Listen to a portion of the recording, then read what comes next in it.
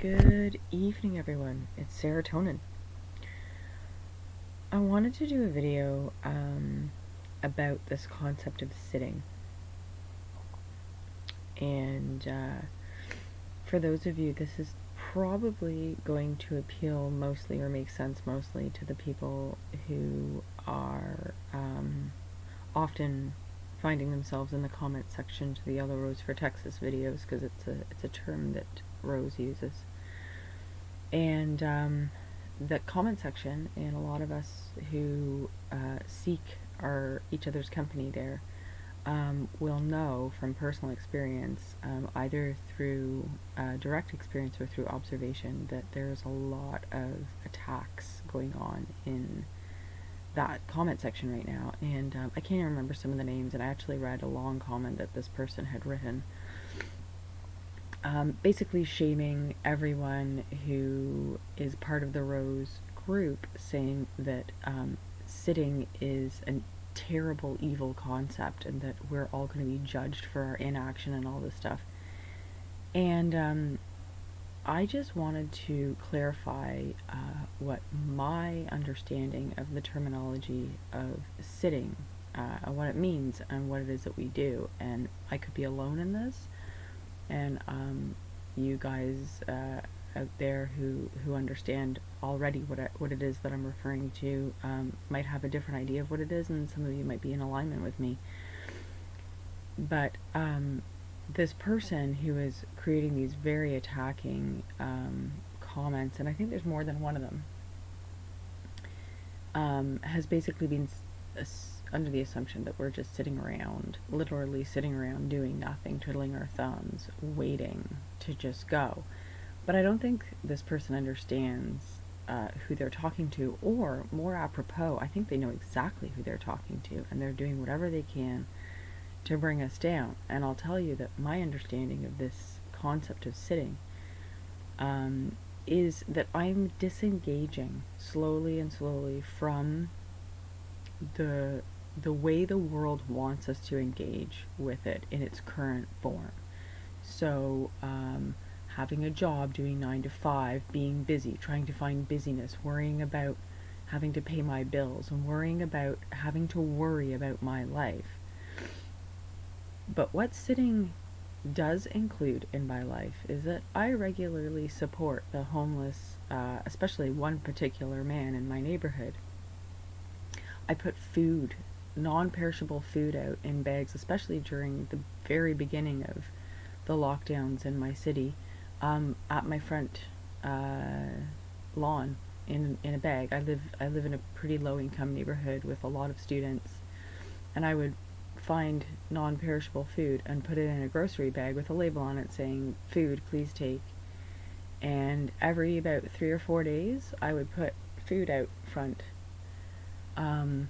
I was giving away items on my front porch, as well as through Kijiji and Marketplace on Facebook more recently, especially items for young children, and I would advertise them, like strollers. I gave away 3 strollers for nothing. I engage in conversation about my displeasure about masks, about the dangers of vaccinations. No, I don't make as many videos as I used to, because it takes away from the time that I need to spend on my family. But this person keeps using this analogy of a child playing in the road, and us people who are sitting, we're just watching this child playing in the road as a big truck comes down, and we just watch that child get hurt because we're too busy sitting. And that is literally, and pardon my French, but that is the biggest pile of bullshit I have ever heard. I do not, either this person has no idea what they're talking about, or they know exactly who they're talking to, and they're doing whatever they can to bring us down, because I know that all of the people who I talk to with regularity in the Yellow Rose for Texas comment section are really incredible people.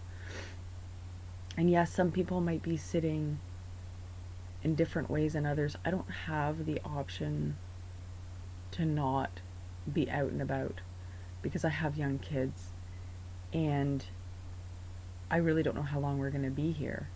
So I do what is necessary, and what is necessary for me is keeping them psychologically healthy. So we go to the, we go out, we go about, we do our things, we rent books from the library. I constantly remind them that, there is a narrative out there, especially when it comes to things like television and fear-based propaganda around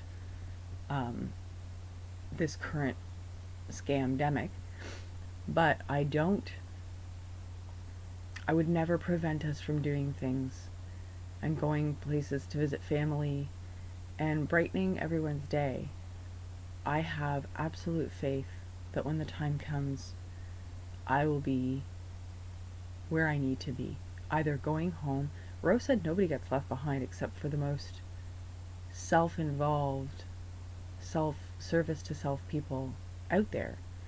And someone who spends all their time basically shaming large groups of people and purposefully or accidentally misunderstanding them based on their own idea of what something might be, doesn't really speak of someone who's so selfless. Like, this person keeps saying, you're going to be judged and da-da-da, whatever. Anyway, I've got to stop obsessing about this particular commenter. Because the other thing to keep in mind is that there are bot farms, and bot is like B-O-T, like robot farms or whatever. And I'm going to find a clip of one, and I'm going to put it in the description box below, a link for one.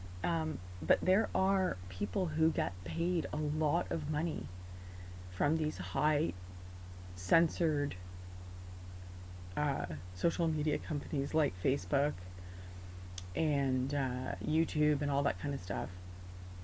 And they basically, what they do is in case you haven't come across this yet, they will buy hundreds, if not thousands, of smartphones, and they will put them on these racks, and they're all cordoned into a couple of different computers, and they create a profile for each phone, and they just basically spend all day long putting in comments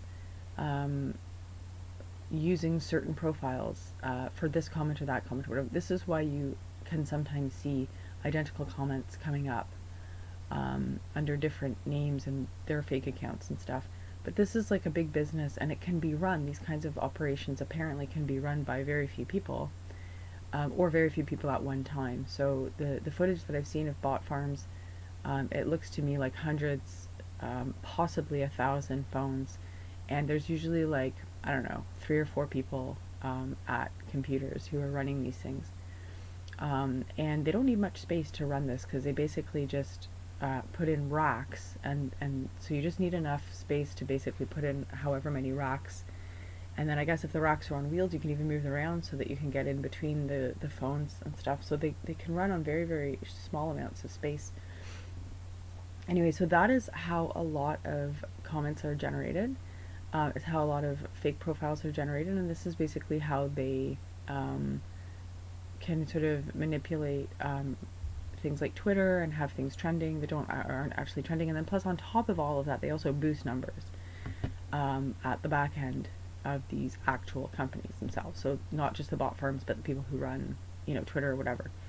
So there's that. But there's also people, now I've known this for quite a while, and I don't know if a lot of people know this, but there's certain trolls who spend a lot of time really being engaging, like this particular person that I've been kind of ranting about this all through this, who clearly, they're putting a lot of effort into what they're saying. Now, this person seems to be extremely repetitive. There's not really any new or creative information being put forth. They sort of repeat back whatever they see. I can tell it's not an actual person. It could be an AI. It could be, and for those of you who don't kind of think in these ways, it could be an entity, because I do believe that there are entities that are active out there that just, like a ghost in the machine, that just get in there and they mess with things. But this particular person is trying to be very engaging and trying to really, really do their best at creating distress and trauma. There's a lot of accusations, a lot of misunderstanding going on in this intentional, in my opinion, misunderstanding of intention when it comes to the group that Yellow Rose for Texas tends to attract. These particular ones actually get paid to engage. So the more you respond to them, they actually get paid money. Now, this particular person could also just be a sociopath or a psychopath. Well, I can't remember exactly what the definitions are, but definitely sociopath. Sociopathy, I believe, is having a serious lack of empathy for the society and people around you, and for the harm that you cause emotionally or psychologically, which is often one and the same. So what my advice is to those of you that are being attacked by this person is, to your best of your knowledge, try to ignore them. I don't know if anybody has ever noticed. I mean, I'm sure, whatever. We all live within our own sort of bubble. So I never engage with these people. If I ever try to put out a warning, like, please don't, don't feed the trolls, so to speak, or whatever, I usually do it in my own comment, as opposed to replying to them, because I have heard that the more responses they can elicit, the more money they get, and it's quite a lot of money sometimes with these people. So I don't know, because in my opinion, the Yellow Rose for Texas community, the EEKs, EEK stands for Extremely Excited Kid, or the Rowdy Bunch, as we like to call ourselves. The Rowdies, in my opinion, are we're like the micro drop in the bucket. There's so few of us. And by comparison, I think there's so many more of us that are going home to heaven. But those of us that are aware of that and have found Rose, I think, pretty tiny group. We're a pretty small bunch. I probably could have you guys, all over at the park close to my house, and we wouldn't spill over into the street kind of thing. And that's worldwide. There's not a whole lot. But what I've seen of you guys, and this includes a lot of people who have replied to this person, we're a really good group of people. This person is clearly trying to get a rise. There's some kind of weird, sick, twisted satisfaction. Or money. Which is a sick and twisted satisfaction in a lot of cases. Something's motivating this person to do this. And I just want to say that it really sickens me to see this person twisting the knife in, and seeing the loving people that I care about getting caught up in this argument. It makes me really sad. And I wanted to make this video because I don't want to engage with this person. I don't know how else to get to you. And I actually just found out recently that Natasha Robinson discovered my channel, and she she put a comment on the comment section saying, if you feel like if you want to listen to Sarah's channel, that she likes my channel. And I was very honored. I was extremely touched. And I do know that there's a number of people who have become subscribers. So I thought it was best to do it like this. But anyway, I think you guys are amazing. I love the Rowdy Bunch. I love being in touch with you guys, and you've made so much difference to me.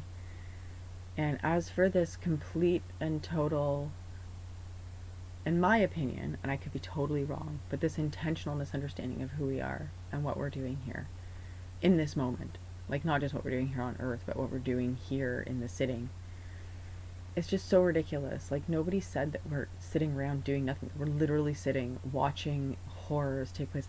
Please, come on. I know that I'm talking to anyone who will listen to me about vaccinations. It feels now more than ever. I'm not panicking about that because at the end of the day, everybody has to make their own choices. And I'm not about to go, trying to awaken everybody to all the horrors that are going on around right now. But the people that are sort of biting already, I'll talk to them. The people that I care about, I'll talk to them. But there are certain people that I know will never listen to me. And I can plant the seeds, I can plant here and there and whatever. But, part of what I'm doing in my sitting is being the best version that I can of me. And I don't mean like living my best life, like this sort of sick, weird, navel gazing idea of like, living the ultimate life. No, being the best version that heaven could ever imagine of Sarah. Because even though it's all being decided and we're all sealed, it doesn't matter. It matters to me still that I'm the best version of myself every day. Because it's who I need to be. It's how I've always been. It's how I've always done things. I've always just gone with decisions because that's the right thing to do.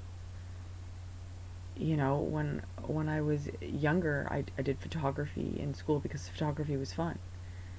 And then after, I have a brother with mental illness, and after that happened, I went into art therapy because that was the right thing to do. And not just for the world around me, but for me. I knew that if I was going to live my life with my family and having them around me, I had to figure out how to live with an alcoholic mom and a brother with mental illness. I had to learn how to cope with them and love them and have them in my life because family is forever. And I knew that whatever problems I had, it was my problem to change me to make it easier for me. Nobody else is supposed to change for me. I change for me to make it easier for me. And when I see,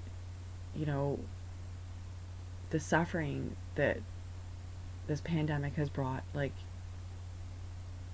it changes, it not changes, sorry, it spurs me on to be that change continually. So I'm not sitting around proverbially watching a child play in the road while a truck comes down the road. No. But no, I can't stop millions of people from getting vaccinated. But you know what I can do? I can spread the word to the people around me. And there's a few people listening, and they're talking to other people, and they're talking to other people. And it goes on and on and on. I can talk to,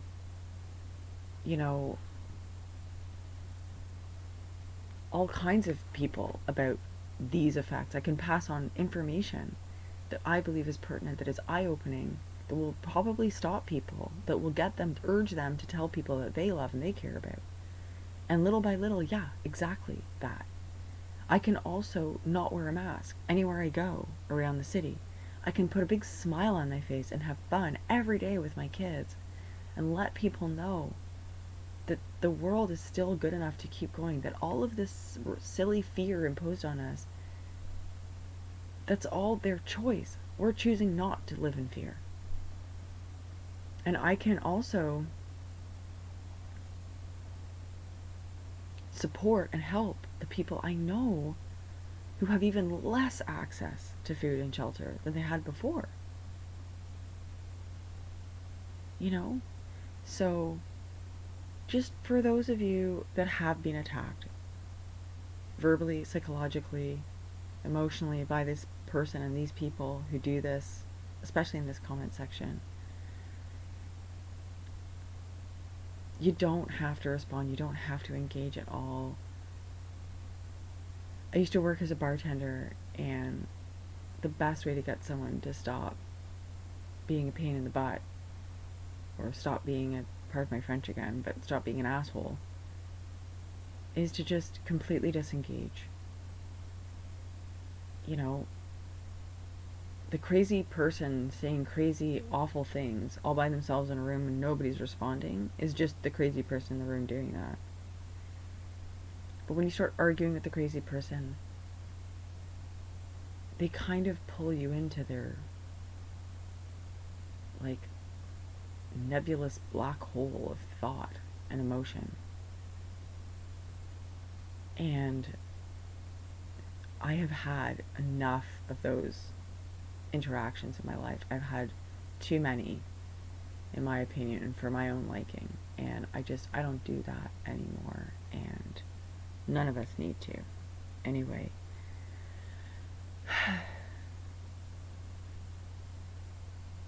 Whatever is going to happen for us, whenever it does happen, and we know that we are in God's time, in Father's time, I'm going to enjoy myself and be good to the people that I love and be good to the community around me until it is time to go. I don't have to stop doing that to sit. Sitting means just going and knowing, like, what I don't do is, like, this year I got really into felting. What I don't do is I don't open up my, own Etsy felting, online shop. And it's not because I'm being obedient and listening to someone else about sitting. It's honestly because I can't be arsed. I can't. I 100% put all my energy and time into my family and my community. That's what I do. And honestly, if this loudmouth, angry, negative human being did the same, instead of spending all their energy and time bringing everyone else down, then their little corner of the world would be that much more close to paradise too. But honestly, if we all just minded our own business, and I don't mean that in, like, mind your own business, but, like, mind your business. Mind your body, which was a term my kids came up with today. Mind your body, mind your mind, mind your business. Mind your family, mind your community. Wouldn't the world just be amazing? Like, truly amazing. But it doesn't stop me, this idea of sitting, it doesn't stop me from reading good books. It doesn't stop me from being a better parent. It doesn't stop me from being a better wife to my husband. It doesn't stop me from being a better neighbor, or being a better friend, or being a better daughter, or being a better sister. Nothing is going to stop that. I'm just going to do that because that's what I do. That's who I am. And what I'm not is a troll who goes out of their way to bring everyone down and purposefully, intentionally misunderstand everything that's being said in order to make people feel like garbage. So, anyway, that's all I have to say about that. But I hope you guys had a really great day today. The weather was so beautiful where I am. And I met some really great people. And, I know we're all wrapping up. And I may go east and I may go west. And I don't know. I don't get to really choose where I go anymore. But wherever I'm supposed to be is exactly where I'm supposed to be. And so I can't worry about that. And if I'm not sitting right, if I'm not doing it correctly, I don't think that's a problem. Because it's not like I'm going to get left behind if I do it wrong. And if I am going east,